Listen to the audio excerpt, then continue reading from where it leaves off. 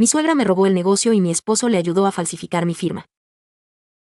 Descubrí que mi propia suegra estaba cobrando los cheques de mi empresa de banquetes mientras yo estaba enferma en cama, y lo peor fue ver la firma de mi esposo autorizando cada retiro. En ese momento sentí que mi vida se desmoronaba y que estaba durmiendo con el enemigo. Mi nombre es Nayeli, tengo 31 años y soy una mujer que siempre ha creído en el esfuerzo propio. Desde muy joven puse mi negocio de organización de eventos y banquetes. Me costó años de no dormir, de cargar cajas y de cocinar hasta la madrugada para que Nayeli Eventos fuera lo que es hoy, una de las empresas más solicitadas de la ciudad. Hace 3 años me casé con Iker, un hombre que parecía el compañero ideal. Él trabajaba en una oficina de gobierno, pero siempre me decía que estaba orgulloso de mi éxito. O eso era lo que yo pensaba. Su madre, Citlali, siempre fue el problema. Citlali es una mujer que vive de las apariencias. Se gasta lo que no tiene en bolsas de marca y viajes para presumir en redes sociales. Desde que nos casamos, ella me veía no como a una nuera, sino como a una cuenta bancaria abierta. Siempre me pedía prestado para sus deudas, y aunque al principio le ayudaba, llegó un punto en que le puse un alto. Ahí fue cuando su actitud cambió. Empezó a decir que yo era una tacaña y que no valoraba a la familia de mi esposo. Pero lo peor todavía no pasaba. Hace unos 6 meses, empecé a sentirme extremadamente cansada. Tenía mareos, náuseas y una pesadez en el cuerpo que no me dejaba ni levantarme de la cama. Fui al doctor, pero los análisis no mostraban nada claro, solo estrés crónico. Iker se portó como un santo, al menos eso creía yo. Me decía que me quedara en casa, que él se encargaría de supervisar a mis empleados y que su madre, Citlali, me ayudaría a administrar los pagos y facturas para que yo no me preocupara. Descansa, Nayeli, te lo mereces. Mi mamá sabe de administración, ella te va a cuidar el negocio, me decía Iker mientras me daba un té todas las tardes. Me dolía en el alma no poder estar en mis eventos, pero me sentía tan débil que no tenía otra opción más que confiar. Sin embargo, algo no me cuadraba. Empecé a notar que mi teléfono ya no recibía las notificaciones del banco. Cuando le preguntaba a Iker, él decía que seguramente era un fallo de la aplicación o que el internet de la casa estaba lento. Yo estaba tan atontada por ese cansancio extraño que simplemente le creía. Y entonces descubrí algo que me dejó helada. Un día, Citlali olvidó su bolsa en mi sala. Yo me sentía un poco mejor esa tarde porque me quedé dormida y no me tomé el té que Iker me preparaba siempre. Al agacharme para recoger la bolsa, se salió un sobre de un banco que no era el mío. Por pura curiosidad, y con un presentimiento horrible en el pecho, lo abrí. Eran estados de cuenta de una empresa llamada Nayeli Banquetes S.A., pero la dirección fiscal no era mi oficina, sino la casa de mi suegra. Habían registrado una empresa espejo con mi nombre. Había retiros de más de 100,000 pesos semanales. No podía creerlo. Me temblaban las manos. Al final de uno de los documentos, vi una copia de un poder notarial donde yo supuestamente le cedía a Citlali el control total de mis finanzas por incapacidad médica. La firma al calce decía Nayeli, pero yo jamás había firmado eso. Lo que me rompió el corazón fue ver la firma del testigo. Era la firma de Iker.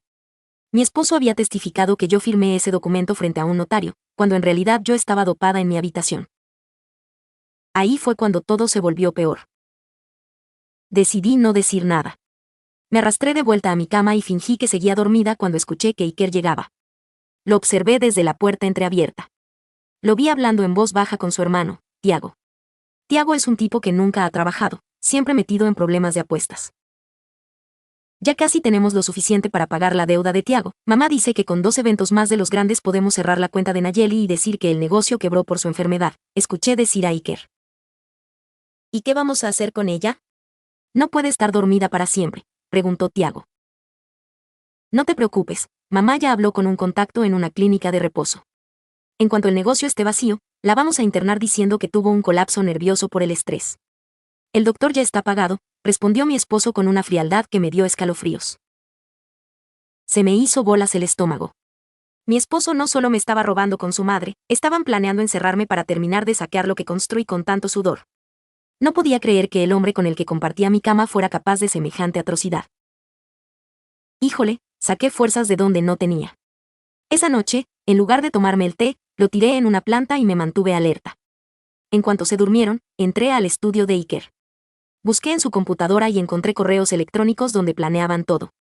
Citlali le decía a Iker qué gotas comprar en la farmacia para mantenerme tranquila. Eran sedantes fuertes que, mezclados con el té, me tenían como un vegetal.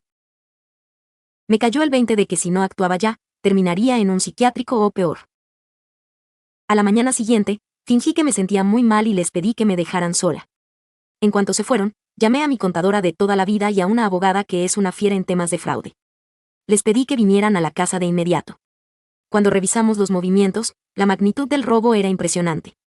Se habían robado casi 3 millones de pesos en 5 meses. Lo que encontré después cambió todo mi panorama. No solo me estaban robando a mí. Estaban usando el nombre de mi empresa para lavar dinero de las apuestas ilegales de Tiago. Estaban metiendo mi nombre en un problema legal que me podría llevar a la cárcel por años. Ahí fue cuando decidí que no tendría piedad. Preparamos una trampa. Le dije a Iker que me sentía mucho mejor y que quería ir a la oficina a firmar unos papeles importantes para un cliente nuevo que traería mucha lana. Él y Citlali se pusieron felices, pensando que era la oportunidad perfecta para hacerme firmar el traspaso definitivo del negocio. Nos citamos en mi oficina. Citlali llegó vestida como si fuera la dueña de la empresa, con una sonrisa hipócrita de oreja a oreja. Iker me tomaba de la mano, fingiendo ser el esposo protector. Qué bueno que ya estás mejor, hija. Solo firma estos documentos para que yo pueda seguir ayudándote con los proveedores, me dijo Citlali, extendiéndome una carpeta.